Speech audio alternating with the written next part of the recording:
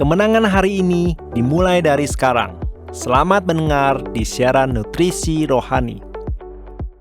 Halo para pendengar dan teman-teman Indonesia, selamat mendengar di Nutrisi Rohani. Hari ini saya ingin berbagi dengan Anda topik, satu kata bisa ubah akhir cerita.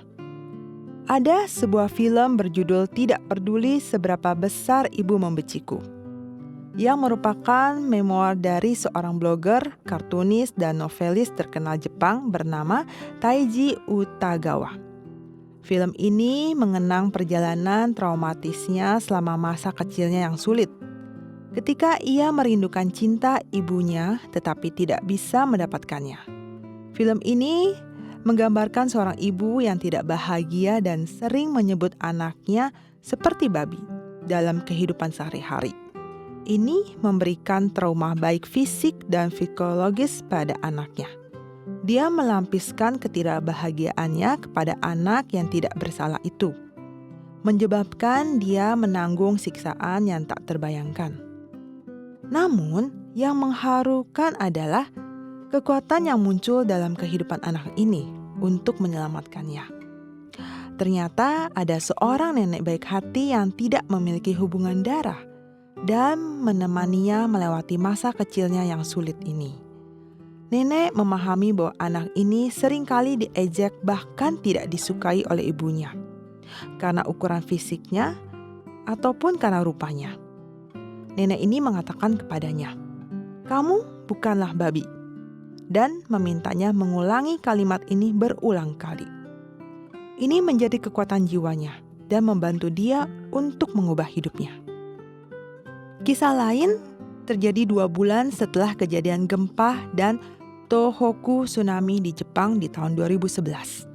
Seorang pemuda yang mengalami frustasi dalam hidupnya di Taiwan datang ke sebuah restoran di Kyoto, Jepang, dan berencana untuk mabuk sampai akhir.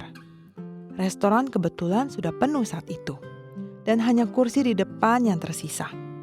Setelah bos restoran mengetahui bahwa dia datang dari Taiwan, dia terus membungkuk kepadanya dan berterima kasih kepada orang-orang Taiwan atas bantuan mereka.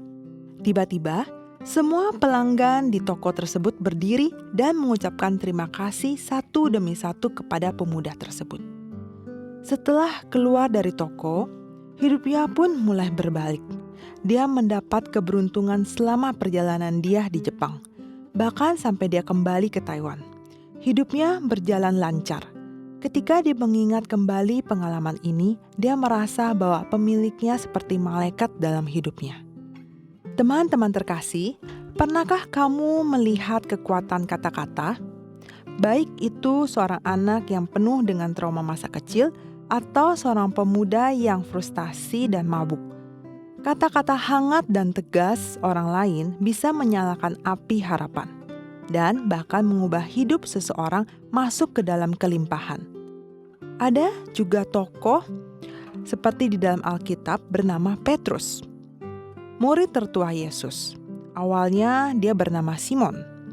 Simon berarti alang-alang dalam bahasa Ibrani. Ketika Yesus bertemu Petrus, dia berkata kepadanya, "Simon, kamu jangan dipanggil Simon lagi. Kamu harus dipanggil Petrus." Nama Petrus artinya batu. Yesus berkata kepada Simon, "Kamu bisa melakukannya. Kamu bukan alang-alang. Kamu tidak lemah. Kamu adalah Petrus.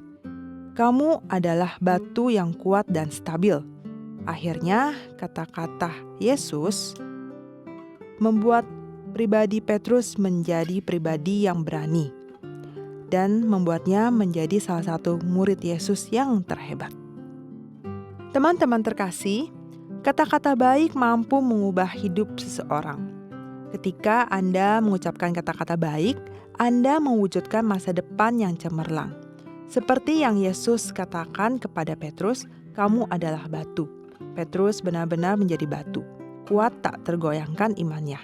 Demikian pula jika Anda sering mengucapkan kata-kata baik kepada diri sendiri, dengan mengatakan, "Saya bisa melakukannya. Saya luar biasa." Maka Anda akan selangkah demi selangkah menjadi semakin luar biasa saat Anda menyatakan di mulut Anda. Hari ini, mungkin hidupmu penuh dengan kegelapan dan keputusasaan. Namun, hari ini Tuhan ingin memberi semangat padamu. Ketika kamu percaya pada janji Tuhan akan berkat yang baik dan sering menyatakannya dengan kata-kata, maka lingkungan akan mulai berubah dan visimu akan mulai berubah.